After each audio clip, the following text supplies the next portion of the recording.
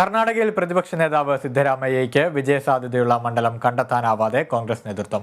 സിദ്ധരാമയ്യയെ കോലാറിൽ മത്സരിപ്പിക്കേണ്ടെന്നാണ് ദേശീയ നേതൃത്വത്തിന്റെ തീരുമാനം. അതേസമയം കോൺഗ്രസിന്റെ ആദ്യഘട്ട സ്ഥാനാർത്ഥി പട്ടിക ബുധനാഴ്ച പ്രഖ്യാപിച്ചേക്കും.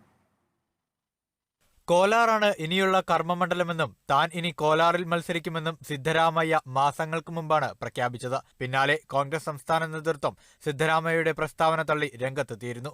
കോലാറിൽ സ്വയം സ്ഥാനാർത്ഥിത്വം പ്രഖ്യാപിച്ച സിദ്ധരാമയ്യയുടെ നീക്കത്തെ ഹൈക്കമാൻഡ് ശക്തമായി എതിർത്തു. ദേശീയ നേതൃത്വത്തെ മറികടന്നുള്ള സ്ഥാനാർത്ഥി പ്രഖ്യാപനത്തിനപ്പുറം ആഭ്യന്തര സർവേയും കോലാറിൽ സിദ്ധരാമയ്യയ്ക്ക് അനുകൂലമല്ലെന്നാണ് ദേശീയ നേതൃത്വത്തിന്റെ കണ്ടെത്തൽ. കഴിഞ്ഞ തെരഞ്ഞെടുപ്പിൽ കോൺഗ്രസ് സ്ഥാനാർത്ഥി 3ാം സ്ഥാനത്തേക്ക് തള്ളപ്പെട്ട കോലാറിൽ മുതിർന്ന നേതാവായ സിദ്ധരാമയ്യയെ നിർത്തുന്നത് ആത്മഹത്യാപരമാണെന്നാണ് ഹൈക്കമാൻഡിന്റെ വിലയിരുത്തൽ. പാർട്ടി നടത്തിയ സർവേയിലും കോലാർ കോൺഗ്രസിനെ പിന്തുണയ്ക്കുമെന്ന് ഉറപ്പില്ല.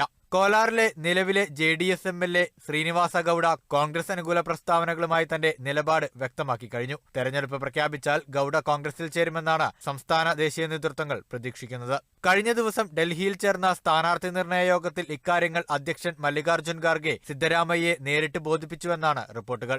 യോഗത്തിന് ശേഷം രാഹുൽ ഗാന്ധി സിദ്ധരാമയ്യയുമായി പ്രത്യേകം ചർച്ച നടത്തിയെന്നും കോലാറിൽ മത്സരിക്കുവാനുള്ള തീരുമാനം പുനഃപരിശോധിക്കുവാൻ ആവശ്യപ്പെട്ടതുമായാണ് സൂചന.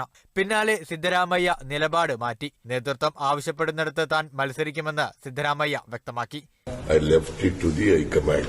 Whatever High Command decides, I will go by. ನಾನು ಕೋಲಾರದಲ್ಲಿ ಹೈಕಮಾಂಡ್ನವ್ರು ಏನ್ ಹೇಳ್ತಾರೆ ಆ ಥರ ಮಾಡ್ತೀನಿ ಅಂತ ಹೇಳಿದ್ದೀನಿ. നാളെ രാഹുൽ ഗാന്ധി കർണാടകയിൽ എത്തുന്നുണ്ട്. തുടർന്ന് സംസ്ഥാന നേതൃത്വവുമായി കൂടുതൽ ചർച്ച നടത്തിയ ശേഷമാകും സിദ്ധരാമയ്യയുടെ മണ്ഡലത്തെക്കുറിച്ച് ഹൈക്കമാൻഡ് നിലപാട് സ്വീകരിക്കൂ.